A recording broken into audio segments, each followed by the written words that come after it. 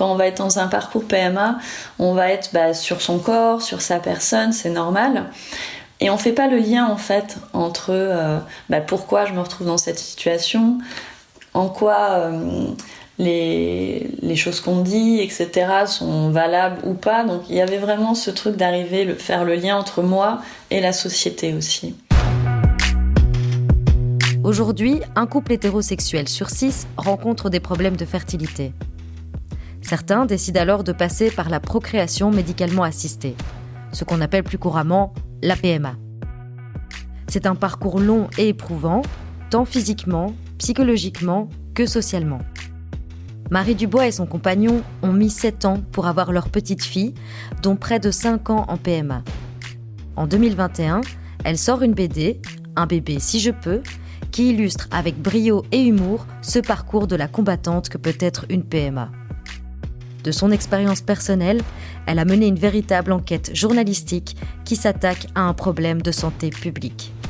Bonne écoute. Inspiration, quand les épreuves de la vie poussent à l'action. Un podcast d'En Marche, le journal de l'AMC. Au début, la première année, on faisait des essais tranquillou, j'ai envie de dire. Et puis après, progressivement, je me suis dit, je vais quand même faire un petit bilan pour voir si tout va bien, parce que ça n'arrivait pas. Donc je commençais à me dire, peut-être qu'il y a quelque chose, faudrait que je sois un peu plus proactive. Après, c'est vrai que ça, c'est un truc psychologique que j'ai observé chez beaucoup de mes copines aussi. C'est-à-dire qu'à partir du moment où on se lance, où on met la plaquette de pilule à la poubelle, etc., vu qu'on a toujours eu cette épée Damoclès depuis qu'on a débuté, enfin en tout cas pour moi depuis que j'ai débuté ma vie sexuelle, c'était vers l'âge de 16 ans d'ailleurs, j'avais toujours cette crainte de tomber enceinte parce qu'on se dit je l'ai oublié, ah là là, qu'est-ce qui va se passer, mais non, j'ai des études à faire, j'ai ma vie à mener, la peur de tomber enceinte par accident était très présente. Du coup il y avait un peu ce fantasme ou cette idée de me dire le jour où j'arrête de la prendre, je vais tomber enceinte direct. Au bout d'un an et demi, la gynéco, lors du premier bilan, donc au bout d'un an, elle voulait pas rentrer trop dans les trucs trop rapidement. Donc en gros, elle me disait vous êtes jeune, ça va venir, ça va venir. Elle m'avait donné quelques cachets pour essayer de réguler un petit peu mes règles qui étaient très disparates et avec des cycles qui étaient très longs et qui changeaient beaucoup. Mais sinon, à part ça, voilà quoi. Donc, moi, pendant longtemps, j'ai pas été diagnostiquée, donc entre guillemets, j'ai perdu pas mal de temps parce qu'aussi la gynécologue en question était pas forcément adaptée aux questions liées à l'infertilité. Et du coup, il a fallu que j'en change au moment où j'ai senti qu'il y avait un truc qui allait pas et que je me sentais pas assez bien accompagnée. Après avoir changé de gynécologue, Marie effectue une échographie de contrôle pour savoir si l'ovulation se déroule normalement. On lui annonce alors qu'elle a des ovules paresseux. Le terme va la faire sourire, un peu jaune quand même. C'est en fait le syndrome des ovaires polykystiques qu'on lui diagnostique, le SOPK, un facteur courant d'infertilité chez les femmes. Il s'agit en fait d'un trouble de l'ovulation, donc soit j'ovule mal, c'est-à-dire que en gros, j'ai plein de follicules qui essayent de pousser, de se développer en même temps. Et normalement, il y en a un qui prend le dessus et qui devient du coup suffisamment gros et qui est donc ovulé. Ça fait donc un bel ovule qui est ovulé. Et moi, tous mes follicules essayent de grandir en même temps, ce qui fait que soit il n'y a pas du tout d'ovulation, parce qu'ils sont tous crevés, soit il y en a un qui arrive à sortir, mais pas forcément au top de sa forme, ni au top de sa maturité. Et il y a aussi du coup des cycles qui varient énormément. Moi, c'était autour de 40 jours mes cycles. Donc ce qui fait qu'en plus, on a moins de chance, entre guillemets, de probabilité, parce que les cycles sont beaucoup plus longs, donc il faut attendre beaucoup plus longtemps entre chaque tentative. Et c'est beaucoup plus dur aussi de savoir à quel moment c'est le bon moment de faire l'amour pour être dans la fenêtre de tir de... Déjà, après ce diagnostic, j'étais quand même très troublée. Je me suis retrouvée un peu sur le trottoir en sortie du rendez-vous à me demander ce qui s'était passé. J'avais l'impression qu'effectivement, il s'était passé un truc grave, ou en tout cas important, qui allait bouleverser ma vie, mais je prenais pas encore la mesure de ce que c'était. Donc la frontière invisible était franchie, mais vers où, je ne savais pas. Donc on a commencé déjà par faire un bilan, tout simplement, pour savoir, en plus de SOPK, est-ce que j'avais une bonne réserve ovarienne, c'est-à-dire est-ce que j'avais un bon stock d'ovules à disposition. Ça se fait avec une simple prise de sang. Ça permet... Alors ça, c'est aussi quelque chose qui n'est pas forcément su par les femmes, c'est qu'on est avec un stock d'ovules fixe à la naissance, et que à chaque ovulation, il y en a qui sont libérés. Mais il y a des périodes dans la vie, notamment vers la trentaine, où il y a une dégénérescence un peu plus grande qui s'opère. Et donc voilà, il y a des femmes qui se retrouvent malheureusement assez jeunes avec un stock ovarien faible, et qui vont avoir besoin d'accélérer le mouvement, on va dire, pour avoir une chance de devenir mère. Donc moi déjà, mon stock ovarien était bon. Après, il y a aussi mon partenaire, forcément, qui a dû faire des tests pour savoir si de son côté, il n'y avait pas aussi des soucis qu'il pouvait y avoir. Contrairement aux idées reçues, les troubles de fertilité concernent autant les hommes que les femmes. 30% côté femmes, 30% côté hommes, 30% pour les deux, et 10% de raisons inconnues. Mais si l'homme ne doit seulement faire qu'un spermogramme, pour la femme, les examens sont beaucoup plus lourds, parfois plus invasifs, et cela peut avoir un impact sur son rapport au corps. J'étais partagée émotionnellement. J'étais contente que la médecine vienne me donner un coup de main, parce que du coup, je me sentais moins seule et que... ma mère est laborantine, j'ai grandi dans un domaine où, en tout cas, j'ai une confiance naturelle envers la médecine. Je sais que c'est vraiment des ressources qui peuvent être efficaces. Donc du coup, ça m'avait rassurée. Et d'un autre côté, moi, personnellement, au niveau de mon rapport au corps, j'avais l'impression déjà d'être un peu en déconnexion vis-à-vis de mes copines et d'autres femmes que je connaissais, parce que mon corps ne réagissait pas comme il devrait déjà. Donc je me sentais déjà un peu mise sur la touche, on va dire. Et du coup, j'avais un peu une perte de confiance vis-à-vis de mon corps. Je me disais, ça commence à déconner, quoi. Et puis oui, on se sent déjà un petit peu impuissante, quoi. Il y a quelque chose comme ça. Donc, mais j'étais plutôt enthousiaste de me dire, on va me filer un coup de main, quoi.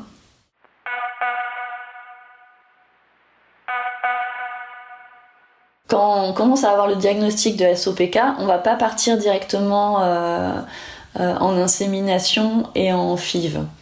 Moi, on m'a fait, vu que j'étais assez jeune et que j'avais une bonne réserve ovarienne, donc j'avais la trentaine quand j'ai su du coup. En gros, à partir de ce moment-là, on commence à mettre notre cycle qui est réglé avec des médicaments. Donc pour avoir des ovulations plus précises, continuer à les observer à l'échographie. Donc là, je me retrouve déjà avec un calendrier assez fort de médicaments, de moments où on va devoir faire l'amour. Mais voilà, il y avait déjà cette usure-là du couple et de la manière dont la médecine déjà régulait nos rapports sexuels. Donc il y avait déjà cette violence qui était réelle. Après tous ces mois à passer à faire ces tentatives encore de manière pseudo-naturelle, on va dire, quand on s'est dit bon allez c'est bon on passe à l'insémination, là c'était un vrai soulagement aussi parce que d'un seul coup on allait pouvoir faire l'amour quand on en avait envie. Ça n'avait plus aucune implication sur l'aspect procréatif, c'était à part.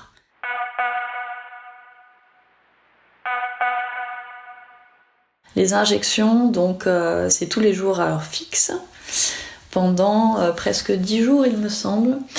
Et donc ça c'est un petit peu rock'n'roll à gérer parce que moi je travaille tard, donc il fallait que je cours rapidement chez moi pour faire les injections, ou au contraire que je les prenne sur moi et puis que j'aille dans les toilettes au bureau pour le faire un peu en cachette. Enfin, il y avait un peu tout ça. C'est très pesant, mais c'était déjà très pesant avant en fait, parce qu'avant on y pense quand même tout le temps, on se met à y penser tout le temps. Donc quelque part, avoir quelque chose de concret à faire pour canaliser justement cette envie,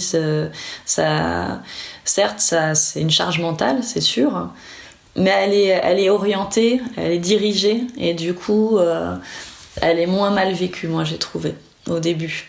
Après plusieurs échecs, elle devient effectivement fatigante, très fatigante.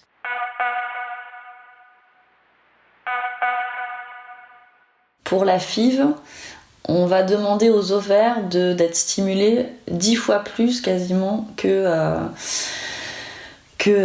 normalement. Donc on finit avec les ovaires mais hyper gonflés, donc ça crée pas mal de douleurs aussi au ventre. De toute façon, après on commence à avoir les hormones qui agissent, donc même au niveau du moral, déjà on voit quand on a nos règles, le syndrome prémenstruel ou ce genre de phénomènes hormonaux qui ont un impact sur nos humeurs. Là, c'est puissance 5 minimum, ouais. C'est pour ça que la communication dans le couple, c'est important aussi, parce que le compagnon, faut qu'il comprenne, en fait, qu'il fasse la part des choses aussi de la personne qui fluctue en face de lui. Souvent, c'est quelque chose qui met à mal le couple, le parcours PMA. Et le cabinet gynécologique est souvent sacralisé comme étant l'espace féminin, et c'est bien, et c'est le cas. Mais lorsqu'on est en PMA, les deux personnes en fait doivent être impliquées. Et je pense que pour éviter qu'un fossé se crée et que les deux personnes restent impliquées aussi et s'entraident, même si c'est la femme qui subit la plupart des traitements, etc., c'est d'arriver à prendre les décisions ensemble. Et donc les cabinets gynéco sont aussi ouverts aux hommes lors des parcours PMA, quoi. La fatigue émotionnelle est inévitable quand on se lance dans un parcours PMA. On aurait alors bien besoin d'être soutenu par la famille ou les amis. Certains font le choix de parler autour d'eux ou d'être accompagnés par un ou une psychologue. D'autres préfèrent se taire. Au début, j'en parlais assez facilement parce que moi, j'ai jamais ressenti de tabou quand même par rapport à ça. Pour moi, c'est un problème physiologique, c'est mon corps, donc voilà, c'est comme n'importe quelle autre maladie, et donc j'en parlais. Malheureusement, les réponses qu'on a souvent, que ce soit des collègues, des proches, famille ou amis, etc., c'est souvent des conseils qui vont blesser, ou des phrases du style c'est dans ta tête, détends-toi, t'es trop stressé, t'y penses trop, voilà. Un peu, c'est vraiment le truc du blocage inconscient qui revient souvent et qui est un peu une double violence, parce que déjà, c'est pas lié au problème psychologique mais bien physiologique, donc il y a un peu un déni de pathologie. Donc, et puis du coup, ça nous responsabilise. Du coup, on se dit, en gros, c'est comme si on disait, du coup, t'es un petit peu folle en fait, ou t'es un peu trop stressée, donc on te reproche entre guillemets de travailler aussi. Donc il y a un peu cette idée aussi, que les femmes devraient moins travailler pour pouvoir être de bonnes mères, avant même d'ailleurs d'être mère. Donc ça se veut toujours gentil, mais c'est très très très maladroit, et surtout c'est basé absolument sur aucune étude scientifique, comme j'ai pu le découvrir après. Donc cette double violence d'avoir ce genre de phrase, c'est dans ta tête, machin, j'ai arrêté d'en parler parce que j'avais pas envie d'avoir ce genre de réponse. Et puis il y a eu un moment où, quand j'étais vraiment vraiment plus avancée dans le parcours PMA, on choisit les personnes à qui on en parle, et puis on remet un peu les pendules à l'heure aussi sur c'est toujours un peu, mais comme dans d'autres maladies, il y a toujours ce côté où il va falloir entre guillemets dire aux autres la manière dont on a envie d'être accompagné. Donc certaines et certains, heureusement, le comprennent intuitivement et ça se passe bien. Et puis d'autres, si on voit que ça marche pas, on s'éloigne. De toute façon, c'est nécessaire de le partager pour déjà pas imploser, tout simplement, pour que les personnes qui y a autour de nous comprennent aussi où on en est et qu'elles puissent comprendre pourquoi on a certaines réactions, qu'elles puissent être plus prévenantes aussi, c'est-à-dire notamment avec les bébés, parce que ça devient dur en fait d'aller voir des amis qui ont des bébés ou qui viennent avec des bébés, donc il y avait des choses comme ça qui pouvaient se discuter. Du coup, est-ce que en ce moment c'est ok pour toi, est-ce que machin, donc il y a des choses qui se mettent en place.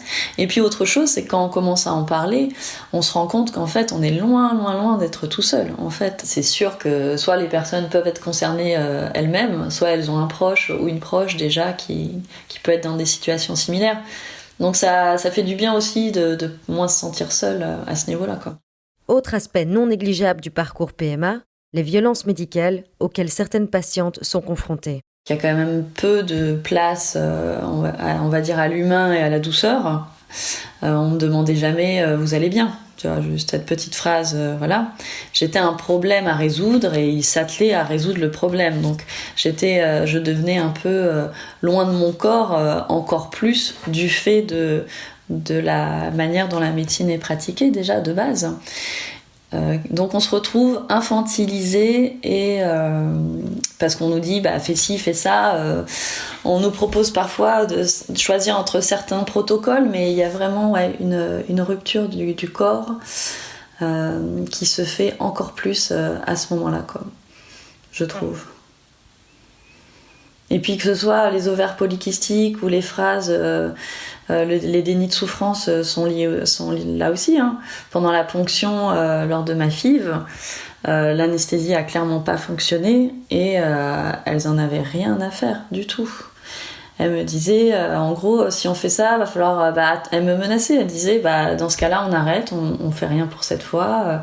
Alors que c'est quelque chose que nous on se prépare pendant un mois, elles savent très bien qu'on acceptera tout. Donc c'était vous arrêtez de bouger, point. Sinon on arrête tout, quoi. Donc ça c'est aussi un autre truc, par exemple, que je considère comme de la maltraitance médicale, qui est qu'on ne mette pas directement sous anesthésie générale lors des ponctions les femmes.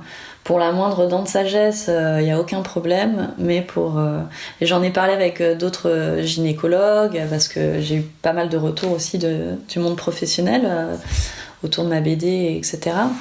Et il y en a beaucoup qui trouvent ça absurde, que ce soit pour la violence donc psychologique, la violence que l'on subit, la souffrance, et puis même au niveau pratique, c'est-à-dire que beaucoup de gynécologues me disaient c'est beaucoup plus facile d'opérer, d'aller ponctionner du coup les ovaires sur une patiente qui ne bouge pas en fait, qui est totalement immobile.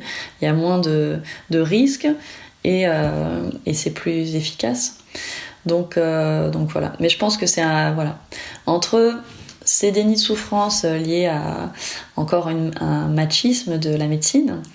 On apprend les femmes à souffrir et c'est normal de souffrir, donc on finit par nous-mêmes croire que c'est normal de souffrir. Que ce soit ça ou des échographies avec des sondes où la personne ne va pas mettre de lubrifiant parce qu'elle a décidé que ça, il n'y en avait pas besoin. Enfin, ça va du tout petit, la petite maltraitance à des choses plus grandes, mais en tout cas, vu qu'on y est confronté régulièrement et qu'on n'est déjà pas très bien soi-même dans ces moments-là, la fragilité est double, quoi. Et c'est pour ça que c'est bien de commencer à en parler pour dire c'est pas normal, parce que de savoir déjà que c'est pas normal, c'est moins violent. On se dit ok, en fait je suis pas folle, en fait je peux changer de médecin parce que d'autres font autrement. Ça change déjà le paramètre, je trouve.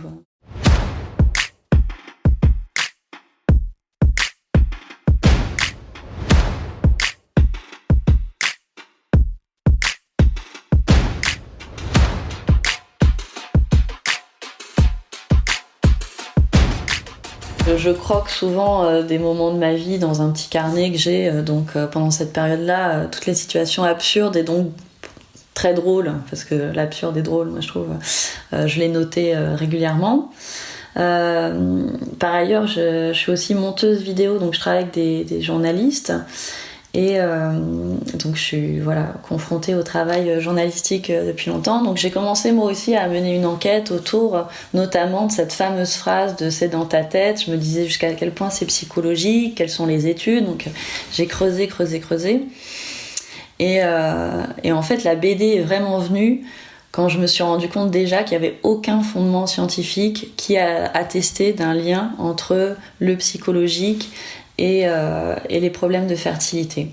Donc après on peut y croire, ça reste de l'ordre de la croyance. Moi, ceux qui y croient profondément, libre à eux. Mais en tout cas, j'en veux aux médecins et à d'autres qui véhiculent ce genre de message comme étant une vérité scientifique. Parce que je trouve que c'est encore une violence faite aux femmes qui les culpabilise. Et qu'on a déjà beaucoup de choses à gérer émotionnellement. Si on pouvait au moins se débarrasser de ça, ça serait déjà un grand pas. Il y a beaucoup de choses que je découvrais, notamment aussi avec les perturbateurs endocriniens qui ont un impact sur la fertilité parce que les problèmes de fertilité explosent et personne ne semble se demander pourquoi, à part accuser les femmes de faire des enfants tardivement, qui est aussi l'une des causes, mais qu'il faut aussi questionner au niveau sociologique, etc., égalité du travail, etc. Mais il y a aussi les perturbateurs endocriniens qui sont responsables de beaucoup de pathologies qui apparaissent, notamment les ménopauses précoces, c'est-à-dire que des femmes de 30 ans, parfois moins, se retrouvent déjà en ménopause, elles n'ont plus de stock ovarien. Ça, clairement, il faut aussi, c'est dans la même mouvance, déculpabiliser aussi les femmes. C'est-à-dire que vous n'êtes pas responsable, il s'agit d'un empoisonnement aussi, général. Donc, il y avait tout ce travail, je trouvais, à faire, de transmettre ces informations, d'avoir un peu the big picture, mais de voir en gros de manière globale le problème de l'infertilité, parce que souvent quand on va être dans un parcours PMA, on va être sur son corps, sur sa personne, c'est normal, et on fait pas le lien en fait entre pourquoi je me retrouve dans cette situation, en quoi les choses qu'on dit, etc. sont valables ou pas. Donc il y avait vraiment ce truc d'arriver à faire le lien entre moi et la société aussi. Rire à propos de la PMA n'était clairement pas une évidence. Dans sa BD, Marie transforme des situations complètement absurdes de ce qu'elle vit en véritables tranches de rire. Et ça fait du bien aussi. L'humour, c'était de toute manière... déjà... Pour moi, c'est la politesse du désespoir, on dit souvent l'humour. Donc il y avait déjà ça, cette envie de ne pas prendre en otage le lecteur ou la lectrice. C'est-à-dire que ne pas rajouter du mal au mal, parce que déjà c'est pas un sujet hyper fun. Et souvent, de toute façon, les choses les plus tristes ou malheureuses recèle énormément de facettes humoristiques, que ce soit pas forcément dans l'humour noir, mais déjà l'humour absurde. On tombe vite dans un univers de toute manière assez absurde, avec des sigles qu'on comprend pas, des situations où on se retrouve la tête en bas, des choses qu'on n'aurait jamais pensé faire. Donc ça s'y prête énormément en fait de transmettre par l'humour. Et puis parce qu'il est l'humour est fédérateur, et moi je voulais vraiment que ce soit un bouquin qui fasse du bien à la personne qui est en souffrance si elle le lit, et aussi qui puisse être passé, qui puisse être prêté à un proche pour dire voilà ce que je vis, et que cette personne-là n'ait pas forcément à recevoir toute la violence de la douleur, mais qu'elle puisse aussi elle-même prendre du recul et que ce soit pas justement pesant forcément comme conversation ce qui arrive après. C'est vraiment une porte d'entrée, une petite une ouverture, recréer du lien, parce que comme je disais tout à l'heure, on se retrouve assez vite isolé dans notre souffrance, dans notre parcours, dans l'incompréhension générale. Et c'est vrai que des retours que j'ai eus autour de cette BD, il y avait beaucoup ça, quoi. Il y avait beaucoup de femmes qui disaient « Depuis que je l'ai fait lire à mon mec, ça y est, en fait, il a vraiment compris aussi ce que j'étais en train de vivre. » Ou à ma mère, ou à ma sœur, ou etc. J'ai eu pas mal aussi de personnes qui en parlaient à leur gynéco, ou vice-versa. Je sais que mon bouquin est pas mal dans certains centres de PMA, j'ai eu pas mal de retours là-dessus, donc de médecins aussi qui pareil, essayent de faire bouger les choses, qui s'en sont emparés pour s'aider aussi, pour avoir des supports pédagogiques. Donc ça, c'est la vraie... Ça me fait vraiment plaisir aussi. Mais je continue toujours à recevoir des messages régulièrement. Le premier truc, c'est merci parce que je me sens moins seule. Et j'ai ri. Je pense que la plupart sont assez surprises d'arriver à rire dans cette situation-là. Donc ça, c'est vraiment double bingo pour moi, quoi.